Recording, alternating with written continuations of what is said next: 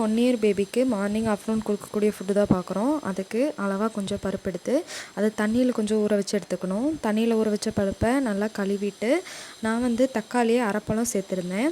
கொஞ்சம் வெங்காயம் 4 பல் பூண்டு ஆட் பண்ணியிருந்தேன். இது கூட பார்த்திங்கன்னா கொஞ்சம் சீரகம் 1 ஸ்பூன் ஆட் பண்ணியிருந்தேன்.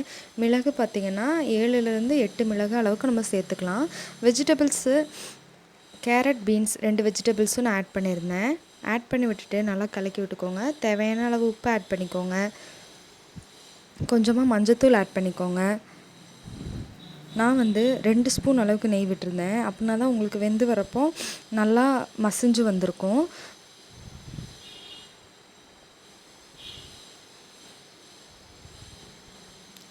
இப்போ குக்கரில் நான் 5 to 6 விசில் வந்து விட்டு எடுத்துக்கிட்டேன். இந்த பருப்பை வந்து கொஞ்சம் வீட்டில் இருக்க சாப்பாடோட பருப்பு சேர்த்து மிக்சியில் கிரைண்ட் பண்ணி எடுத்தோம் அப்படின்னா இது மாதிரி கன்சிஸ்டன்சிக்கு வந்துடும். இது மாதிரி ஃபுட்டை இப்போ பேபிக்கு வந்து கொடுக்கலாம். அவங்க நல்லா சாப்பிடுவாங்க. தேங்க்யூ.